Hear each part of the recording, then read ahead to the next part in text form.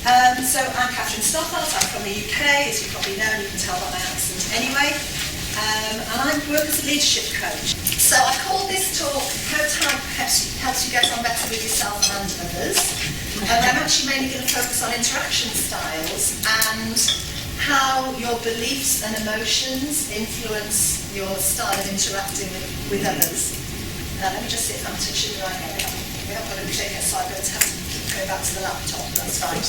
And really I'm going to be looking at what happens between people when we communicate with each other and how interaction styles as a model, as a tool if you like, can help you understand what's happening. So when we communicate with other people, we usually have a positive intention. You know, we don't set out to be difficult, awkward, or whatever. Do we? No, good. Okay. So we usually have a positive intention, but sometimes the way we come across can have a negative impact. And then there's a gap between what we intended by our communication and the actual impact we had. And I call that the influence gap. So a personal example of this for me is my mother used to live, I'm from Cardiff originally in Wales, so I can say a few Welsh words as my quality piece if anybody wants me to do that later.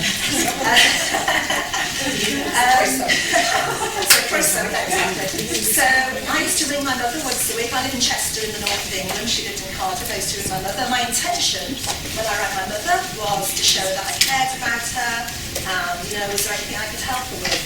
Invariably something during the conversation would go a little bit wrong and we'd end up both feeling dissatisfied and putting the phone down and it hadn't gone quite right. So I realised I had to change something in my behaviour because you can't change other people, you can only change yourself. So in order to meet my intention of showing them that I cared and so on, I needed to change my behaviour. So I'd just like you to reflect for a couple of moments on what situations you might have had at home or at work where your intention hasn't matched your impact, or your impact hasn't matched your intention, or where there's been that influence gap. So I'd like you to reflect on that, and then perhaps just share it with the person next to you, or in threes, however it works out. So an example of where your positive intention hasn't actually been matched by your impact, and then you haven't had the influence or the rapport or the connection that you wanted. So I'll just give you 5 minutes for that to share with somebody next to you. So most of us have had this experience, even when you say good morning to people, you can say it in the wrong tone of voice and it doesn't have, or you don't say good morning to somebody.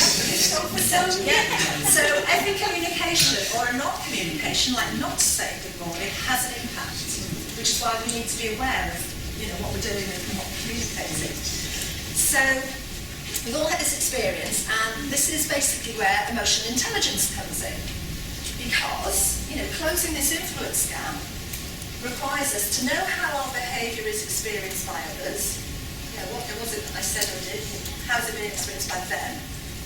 Recognise and manage the emotions driving our behaviour. And be able to pick up cues from other people about what thoughts and feelings they might have. Sounds straightforward. Yeah, no. So I'm not going to go into loads of research, but just one slide. So that first point, knowing how our behaviour is experienced by others, Sun and Vizier, 2018, University of California, did some research using the 5-factor model. And when they were looking at agreeableness, they found that people don't even know whether their behaviour is experienced as considerate or rude. That's pretty bad, really, isn't it? That we don't even know whether someone else thinks we're being considerate or rude. Second point there, being able to recognise and manage the emotions driving the behaviour. Lisa Feldman-Barrett, who's the author of that book, How Emotions Are Made, she basically says that emotions are your brain's best guesses about what your bodily sensations mean. So if my face goes red, my brain rapidly tries to work out, oh God, her face has gone red, what could be the possible cause? Am I angry? Am I embarrassed? Am I just hot because I've just been for a run? So your brain is trying to make sense of your bodily sensations, and sometimes your brain might get it wrong. And thirdly, can we pick up accurate cues from others about their thoughts and feelings? I guess most of us, if you've ever been in a relationship, you can't always know what the other person is thinking or feeling. So David Eagleman, American neuroscientist, he's got several books, but I like the one called The Brain in You. He also had a television series in the UK, really good on, our perceptions are prone to error in many, many ways. So that's a quick trot around the research. In practical terms, I'm going to show you a short trailer for the film Inside Out. Has anyone seen it? Yes. Yeah, quite a few of you. So you know it's about the emotions. So the emotions are played by little characters inside the people. So this is just the trailer for it. So let's... Oh, I'll find my mouse at the moment. Does it name it? Hoping this will come up straight away without any fiddling. Out of I'll just try and make it full screen. There's like 5 emotions that they have. So, how was the first day of school? It was fine, I guess. I don't know. Do you ever look at someone and wonder what is going on inside their head? Did you guys pick up on that? Sure did. Something's wrong. We're gonna find out what's happening, but we'll need support. Signal the husband.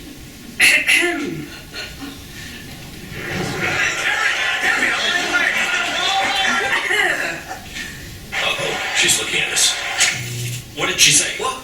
Oh, sorry, sir. No one was listening. Is it garbage night? We left the toilet seat up. What? What is it, woman? What? Signal him again. So, Riley, how was school? We gave up that Brazilian helicopter pilot?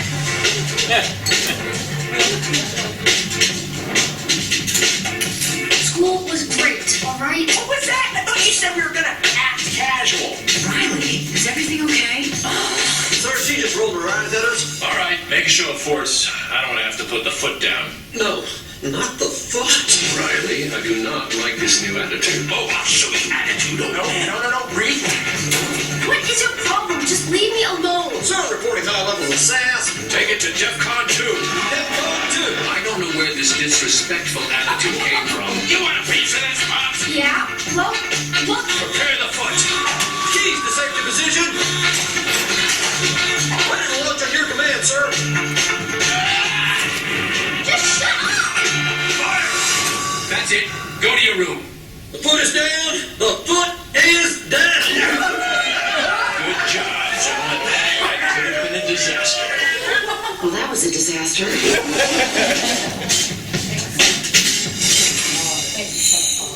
Come, fly with me, cachinha. Get rid of that and hopefully go back to how it was. Right, so what did that tell you about the emotions? What basic things about suggest to you about the emotions? They're automatic, it happens really quickly, yeah. There's conflicting, Conflicting emotions, yes. and some are articulate and some aren't. Yeah, so as in you mean some people can say what's the Yes. matter, but others it just happens? Yes. Yeah? Yeah? I would say they're actually not all automatic because there's a definite progression. Yes. So there are chances to like exit out or side vent along the way at Absolutely, times. yeah. If each person had reacted or said something a little bit differently, Yeah. it might not There was a escalate. sequential escalation from each side. Yeah, The ego protecting. yes. So the emotions are there to protect your ego, to... Well, did you want me to say more about that, rather than me trying to say more about it? Is that what you meant? Yes, yeah, exactly, protecting yes. yourself, it's looking after me, my self-worth. And so from your perspective, and it's difficult to go outside and to show empathy. Yes, because you're focused on your own, you get narrower. Yeah? Anything else? We interpret what we see based on our own filters. Yeah, exactly. So our own filter, whatever's going on in our own head influences how we interpret the other people's behaviour. Yeah, great. So, happens really quickly. We get hijacked by our emotions. We also say things we didn't intend to say. So the young girl, she decided she was going to act cool. But she didn't. Once it escalated, she couldn't. So emotions take us over, escalates quickly, and so on. And this is why I think interaction styles is such a good tool, because it sort of helps you close that influence gap. Because it makes you, if you know what your style is and how you're coming across, it helps you to have that self-awareness and the emotions that you might be feeling, of the beliefs that underpin those emotions. And it also helps you to be more aware of what might be driving other people's behaviour, and therefore how to respond more appropriately to it. I hope some of this will become clear as we go through the next next half an hour or so. But basically, I see interaction styles as a tool for being emotionally intelligent. But it really does help you with the self-awareness side and the awareness of the side of emotional intelligence.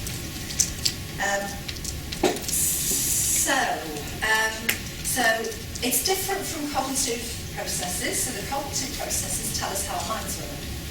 And obviously this is helpful for communication too. So as an NT, if I'm talking to my sensing and thinking husband, I know I've got to be logical, factual, sequential.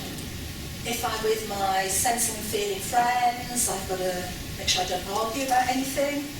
NT is really like debate and argument.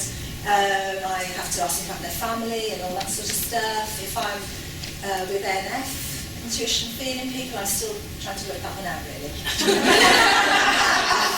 So, any tips will be gratefully received. For me, interaction styles is about how your emotions work when you interact with other people. It's not about what's going on in your head, it's what's going on in your body and in your emotions. And I also think that getting on with other people is largely about managing your feelings about yourself and your feelings about them.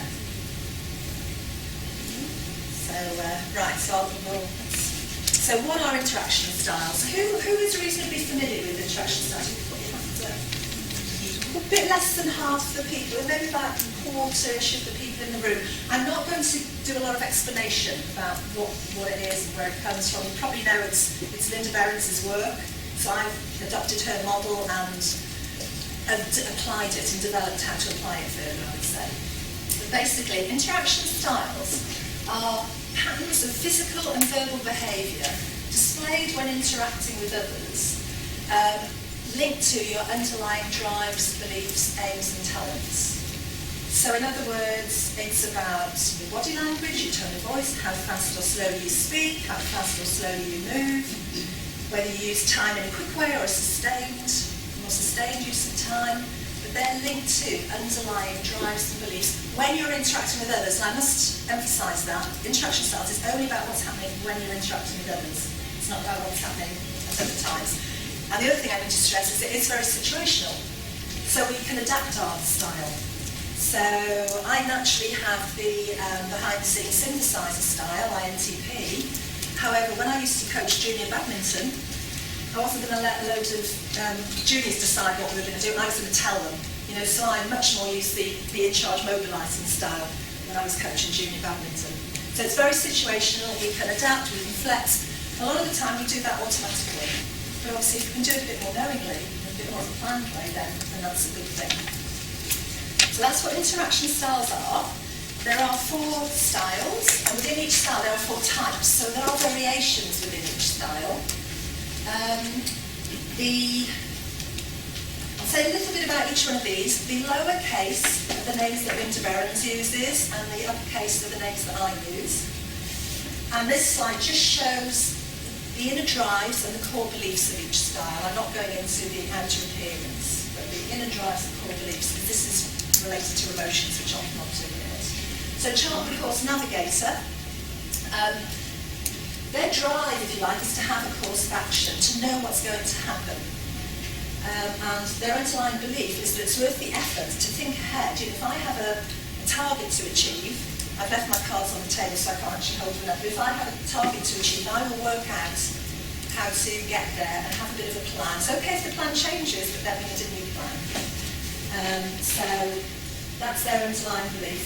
In-charge mobiliser, their inner drive is to get action with quick results. So when there's a task to be achieved or a target to be achieved, they want to go straight forward for it. And they believe it's worth the risk to go ahead and act or decide before you've necessarily worked out all the steps or all the risks and the contingencies. So you can immediately see how there's potential for conflict. And there's potential for conflict between all of these, but they want to go straight for it, just do something. They want to think it through. So immediate potential for conflict in management teams or in families or anywhere. Get things going energiser. Their inner drive is to involve people. They have very engaging energy, they like to get involvement, they like to bring people in, and they believe it's worth that energy to involve other people. And again, potential conflicts, because these people, don't let's involve too many people, because that will make it confusing and not get things done. these people can find it a little bit too much if you keep involving more and more people. And then behind the scenes synthesizer, their inner drive is to get the best results. So they like to take in lots of information, lots of input, consult with a lot of people before acting or before going ahead. And they believe it's worth the time that it takes to reconcile all those different inputs to get the best results. Rather than just the a good enough result, which is what they might do, or a thought through result, or a result that everybody's bought into. So there's lots of potential for conflict and so on, because these people, each of us with our different styles, have different drives and underlying beliefs. I'll just show you the mapping of interaction style to type. I know most of you are aware of it because you've more or less got it on your table.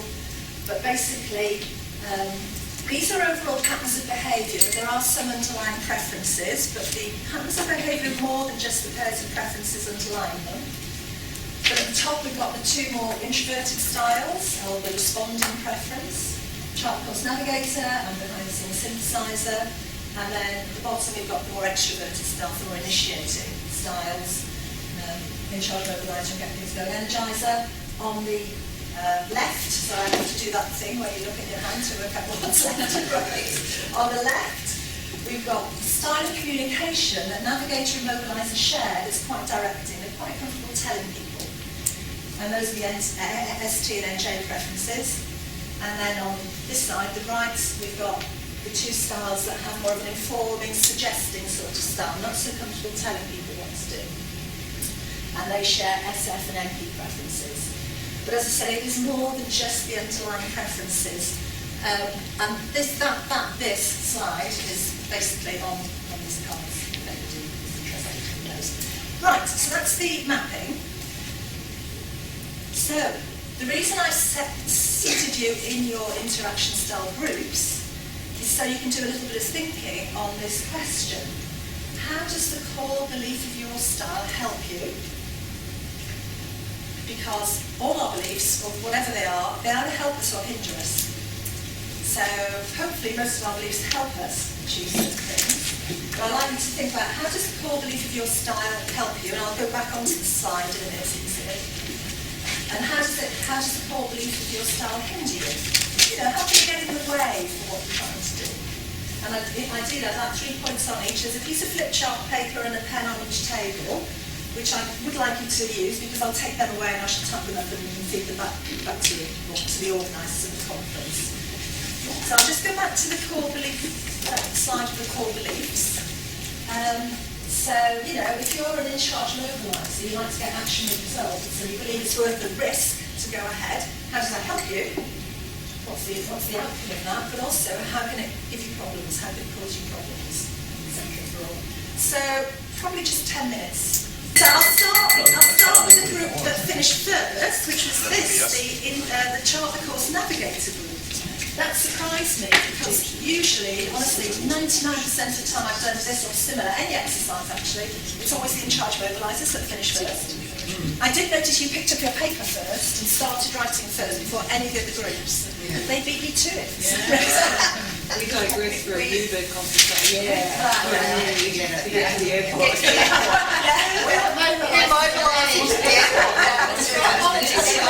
So I can ask somebody to stop this up and someone else read it.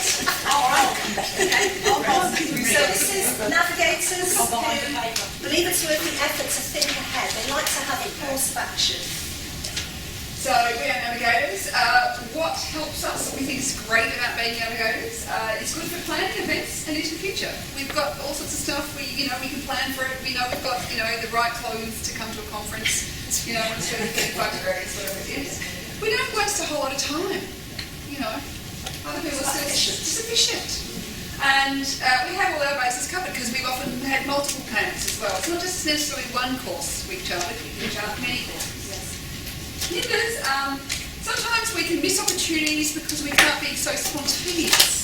I say one of my things is I plan spontaneity, so I'll plan to do nothing on the weekend so I can be open to opportunity, but I've planned my spontaneity. Don't get buy-in from other people. So we can sometimes offend people, make other people unhappy because we didn't actually chart the course before we got anybody else's input. Of course, we're always right, but, and we can sometimes make too many plans and start to overwhelm ourselves. Or when things don't go our way. Excellent, thank you. I'll take that because I do want to sell on time. Thank you. Does anybody want to add or make any comments on that in relation to this group? It's all right to call us control freaks. Because we know. We accept it. We accept it. So, Children's Navigators, they're one of the two styles that have a directing style of communication. Yeah, and all those people with a definite shout. Well, I can't read my handwriting in small letters. Okay, should we have behind the scenes synthesizer? I know there's two groups, so would somebody like to talk us through this one, and then we'll do the other behind the scenes synthesizer group.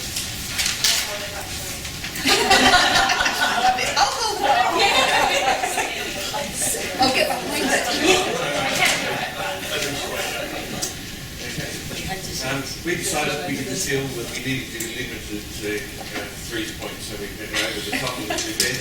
Lots of And on the information. helping side, we thought helping elicited better quality results from people and also better buy-in from them. It helped to build relationships in the process. We got a broad balance of ideas, and along the way we became effective change agents. In the hindering side, it takes up quite a bit of time, and those people who are challenged in that area can get a bit impatient with us for some reason. There's a potential for distraction and loss of focus because we've found all these interesting things in the process, and along the way, surprisingly enough, we might risk not meeting the deadlines. And because we're behind the scenes, sometimes sadly no one seems to really recognise that we've been contributing. Yes, that's a bit like that. But as a consequence perhaps of that, we might undervalue some of the other styles.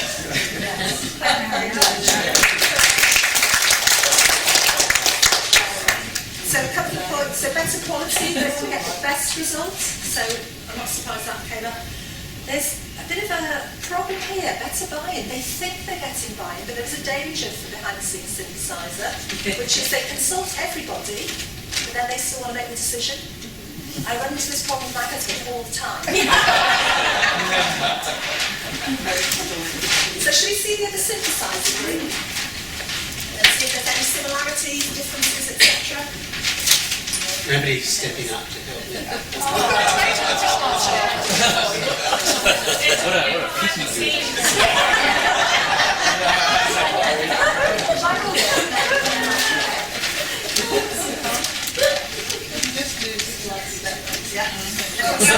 We can't see it. Draw little pictures and all. Things that help us and other people is being thorough, so we look at everything from all points of the compass and never stop. Sometimes we come back to the point. We're profound, that pluralism on the content. We're inclusively informed because we get everything broadcast to and from. Time is actually measured on a sundial rather than option can result in option anxiety, and being left out just is not good enough. So, Thank you very much. I can definitely personally resonate with all of those. Yeah. Great, thank you very much. Right, should we have the in-charge mobiliser? The group of two.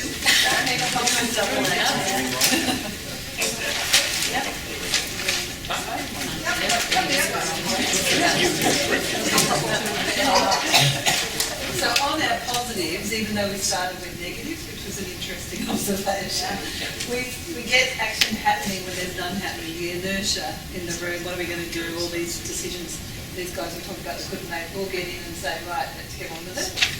And particularly in emergency, we've got to create clarity and structure, the framework for what we might work in, and the size thing. These are three key ones. The hindering ones, we thought, at that action could be we take off and go in the wrong direction. The analogy is you get in the car, you know you're running late, you've got to go to a meeting, and you go south instead of north. So that desire to get into action. So it could actually choose the wrong thing, action, and make the wrong action or a direction. Don't get buy-in, which is we think it's obvious we're ready to go, and other people are still debating. And we've got to include them through our interaction styles work. And then the third one was we could challenge others. Sometimes we all felt that sometimes people wanted to be in charge, and we were getting in charge and they didn't like it. So that became a challenge on who we were. Yeah, so one of the, several actually, of the people that I have coached have the in charge mobiliser style, and they're senior managers and they've got managers working for them. And one of the problems I think they all had was they want something done, so they'll ask one of their managers to do it, and then an hour later they'll come back and say, well, have you done it yet? And no, they haven't, because they've got millions of other things to do. So they've had to sort of learn to be patient and to let other people take responsibility. One of the issues for people being in charge mobilisers is they can take responsibility almost too much, and then the other people, you don't get that buy-in, and then the other people don't take responsibility. Oh, it's the manager's fault, it was the wrong decision. But, fantastic for getting things done and forging ahead and giving everyone that sense of momentum. Sorry, I'm saying too much, I'm not meant to be saying so much. Any other comments or anyone else on this one? I've got a friend who's an ENTJ, and she's very definitely in charge, but she's learned consistently that she will jump in too soon, and she makes critical mistakes because she doesn't wait for all the information. So now she rings me and she says, I have to make this decision, and I'm saying, just wait. And we're going to be an hour tomorrow, whatever. She said, helping her obviously because it forces her to stop and actually. Can I have your phone number? Thank you very much. Round of applause for the...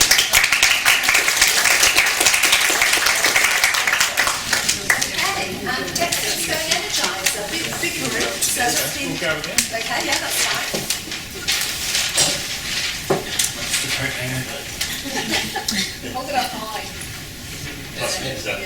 This is copy. This is all part of the top heading here, so I just wrote energizers positively energizing. So that would be like a These guys can't say. trademark thing there. Registered for a logo. On marketing, never really escaped.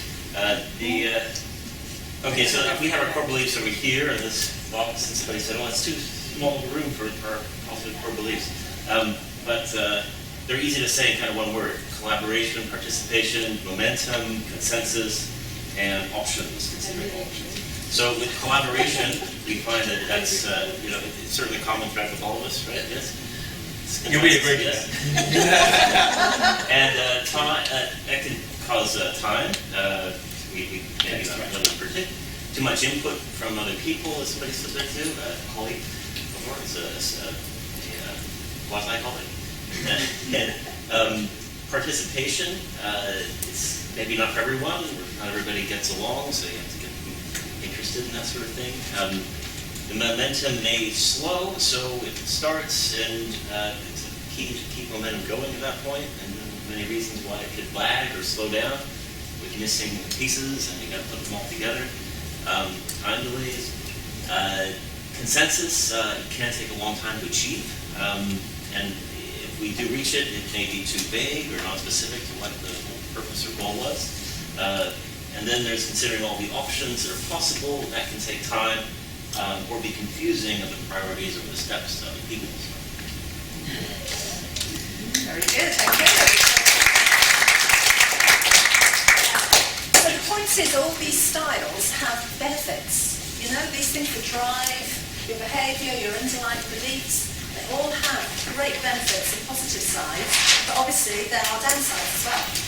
So I guess the key is, trying to manage your downsides, and also if you're picking up on someone else's behaviour, they're a particular style. Like for example, if I as a synthesizer am dealing with people who are mobilisers, I know I need to be brief, be bold, and be gone. Because that's what will help me to get on better with them if I want to close that influence gap. Right, okay. Thank you for all that. Are there any questions on what we've just done before I move on? One of the things I'm not covering today is stressors. So there are stressors associated with each of these styles, but I can't cover everything, sort of thing. But the stressors are when you're not getting your core needs met. So for the synthesizer, if they haven't got the time to do all that consultation, or if, they get stressed. For the energizers, if they find that other people don't want to be involved and aren't showing enthusiasm, they get stressed. Mobilizers, if other people seem to be hanging back, not going along, not getting on with things, they get stressed. And similarly, child-plus navigators, if they feel that people are rushing ahead without thinking it through properly, they get stressed. So, Or change things. Yes. Once we're in the process of planning, it's something different. Yes. Now we've got a new plan. Now they've changed things. Yes, absolutely. Yeah. Cool. Okay, so I will go on to say a little bit more. I'm just checking. It is 2:45 we've got to finish, isn't it? Is that right? Yeah. Yeah, okay, fine. It's only refreshments, and the wrap-up's not till 3:15, so I don't think I need another Far cup be of it tea. from me to stop everyone getting their coffee when they need them. On scones.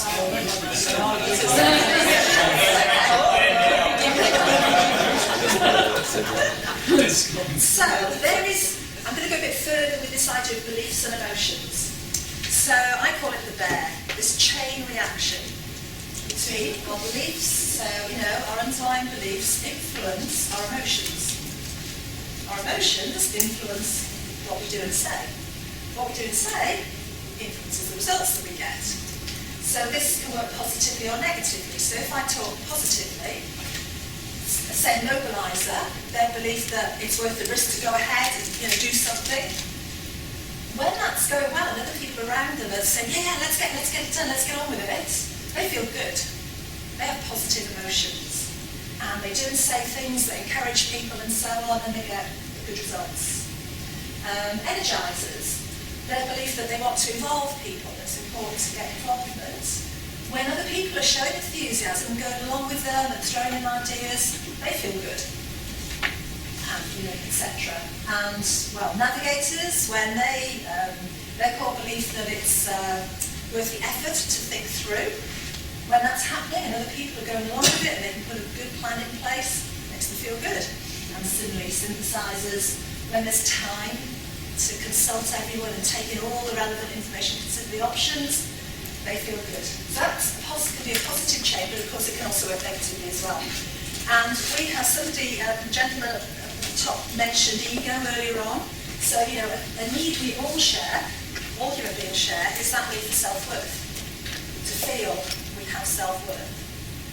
And when you're interacting with other people, you get your self-worth from your needs and your beliefs being acknowledged, then going along with the need for a plan, or the need to consult, or the need to involve people, or the need to get things done quickly. When you find that people aren't meeting your core needs or your beliefs, then what we typically tend to do is push our own approach harder. We retrench a little bit, we get stuck in our rut, and we want to push our approach harder, which of course is this escalating thing that we were looking at when we saw the Inside Out film. So this can be a negative chain as well, because you feel that your self-worth is being attacked, because you get your self-worth from meeting your underlying needs and your beliefs. So I've got just a couple of examples, and again you could do this with any combination, but this is mobiliser and synthesizer. So we'll start over here. So at the bottom we've got what's going on inside the person. So the mobiliser, it's worth the risk to go ahead. They want to get action and results. They've got very determined energy. What you hear on the outside is, let's get on with it, let's do it now. But when they run into people trying to slow down and say, well, how are we going to do that? Oh, we tried that last year, it didn't work then. Then they push harder and they become impatient and demanding. They start feeling frustrated and out of control. And ultimately, the typical conflict style, if you're familiar with the Thomas Kilmann conflict infantry, so typically they will fight, assert, confront, compete. On this side, we've got the synthesizer, who wants to take the time to reconcile all this and synthesize all the inputs, and get the best result. They've got quite approachable energy, they're interested in what results we need, but they can appear indecisive or unassertive to other people, which, if you're a leader, can be a problem. You have to find ways of overcoming that, because often people will want their leaders, their managers, to be a bit more decisive or assertive. They can feel pressured and rushed by the mobiliser that's trying to rush ahead, and they can freeze. So their stress response is often to freeze in conflict, be quiet, delay, accommodate, or appear to agree. Any synthesisers ever appeared to go along with something but they've gone to anywhere to say? I was going to say, maybe INTPs have. Absolutely have. The other two styles, energisers. Just checking out, yeah, that's right. So that it's worth the energy to involve everyone. This is what's going on inside them. They want involvement of themselves and others. They've got very engaging energy. Let's do it together, you know. However, they can start going off in too many different directions. It can be unfocused and frantic. They can start to feel panicky and unaccepted if other people aren't showing the response that they want. And they tend to flurry. That's a Linda Barron's word. I'm not sure that's in the Thomas Kilburn or conciliate and compromise. And then over here, chart course navigators, they want big leaps with the effort. To think ahead, they want a course of action, very focused energy, they want to work out how do we get there. They can become quite tense and distant and withdraw. I don't know, is that something that Mrs. Taylor would feel as a sort of a response in conflict? They can start feeling a bit derailed, a bit worried. And they can go into the flight response. As I said, withdraw, become defensive, avoid the situation. So these interaction styles affect, a part of conflict.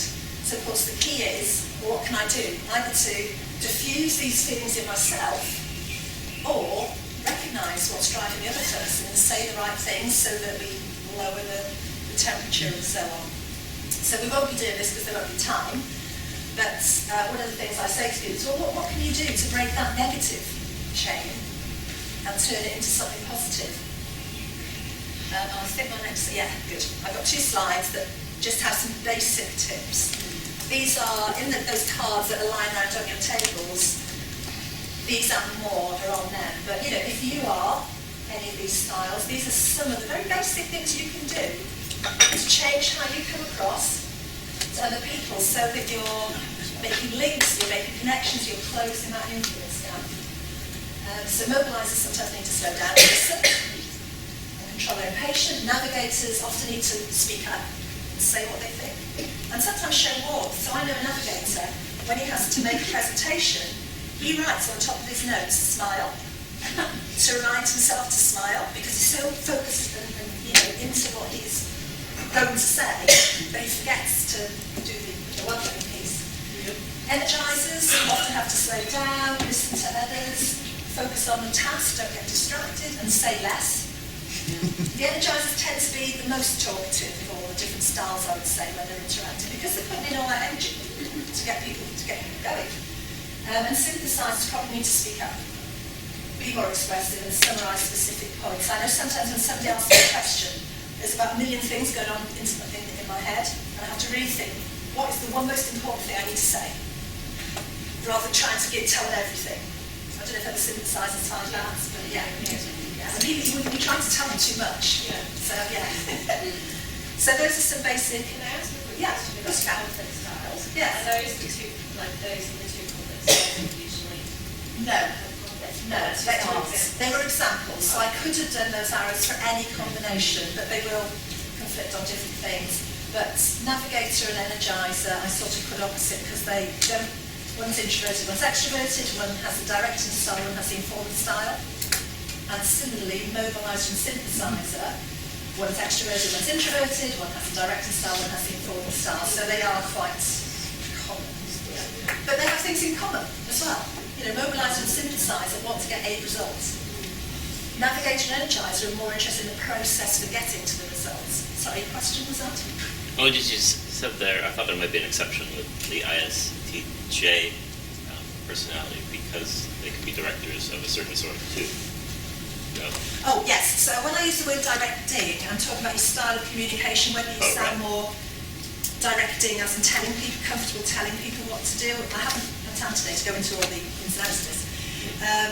So both navigators and mobilizers have a directing style of communication. They're comfortable telling people what to do.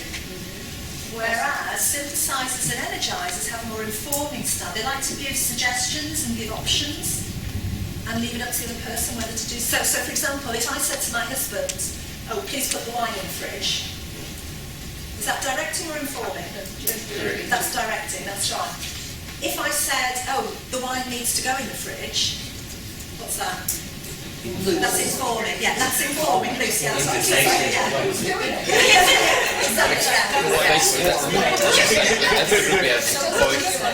The largest difference to overall, maybe to them that's one difference, not necessarily one difference. To them, differences. When my brother was in 6th class at school, and at the sports carnival day, a very heavily pregnant teacher asked him would he like to get her a chair. And he said no and walked off. And my mother was completely humiliated. And she was killed in a car accident next week. My mother has never got over the fact that my brother did not get her a chair that day. And it's like the wife. Very quickly. So the wife in the car who suggests to her husband, would you like to stop for lunch? Or would you like to stop to eat? And the husband says, no. And so they get to the end of the day and she's absolutely stymied and angry because he hasn't considered her, but she didn't direct. That's right. She didn't say, I'm really hungry. So I've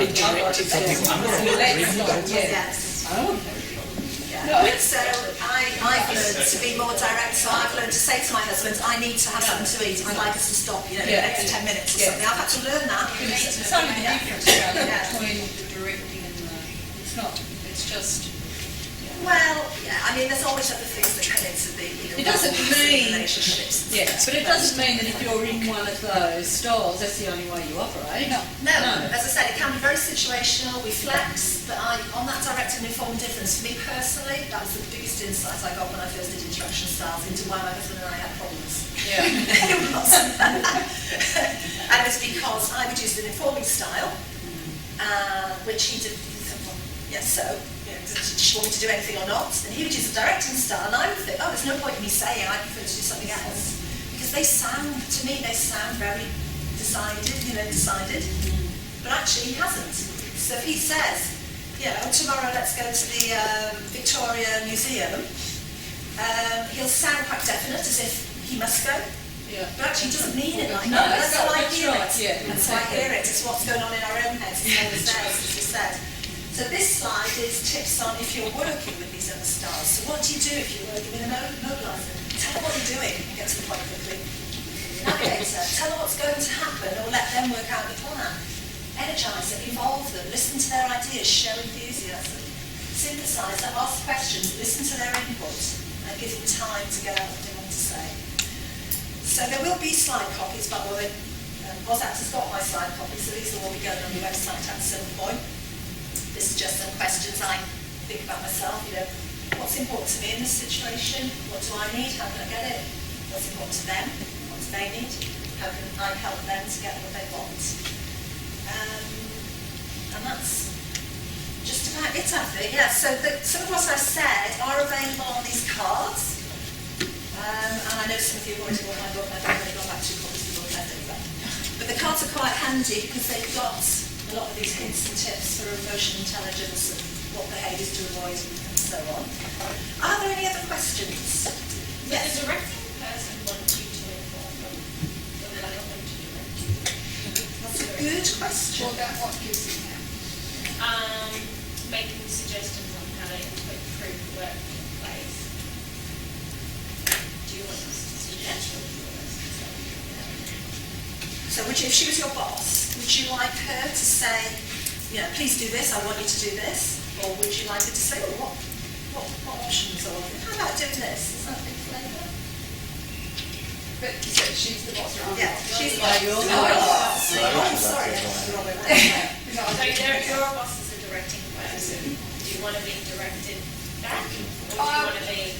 For me personally, I probably would like to have you come and say, I've had these ideas, I think they would improve things. Yeah. What do you think? Because the navigator needs space rather than have stuff pushed on them. Yes. We are doing this. So if you say, I've got these ideas, well, if we try not to push on. we like to take them through your plan. This is Yes. your plan. Yeah. So we've been redoing our garden, and I wanted to just start because I wanted to plant a tree in a particular place.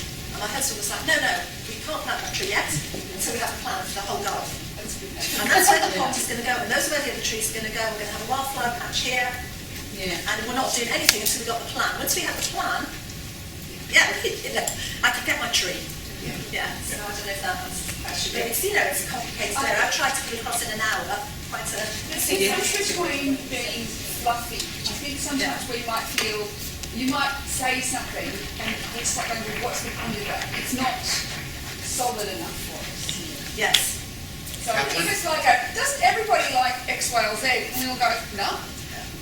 Like... Sterling, desperate to say something. I think it makes a big difference on, back to the gap, the influence gap, it's what's your intention. Yes. So the biggest problem I had when delegating was when my intention was for them to get it done by a specific time, but I said it in an informing way, right? Because I think if the answer is, your intention is to bring up options, then you want to use informing communication rather than directing. Right? And if your intention is to be directing, the expectation is they better get it done, then most people would prefer to receive a directing communication, making it unequivocal that that's what's supposed to happen. So I think it's a lot has to do with like what's the expectations of the communicator, and that can really inform whether you should be using informing or directing, so that the other person gets clarity on what it is supposed to be happening. Thank you for that. It's a really neat way to bring it back to the beginning on intention and impact. So thank you for that. And thank you everybody. I will halt it there because I know that we do need to get coffee and stuff. But thank you ever so much, and I really appreciate it.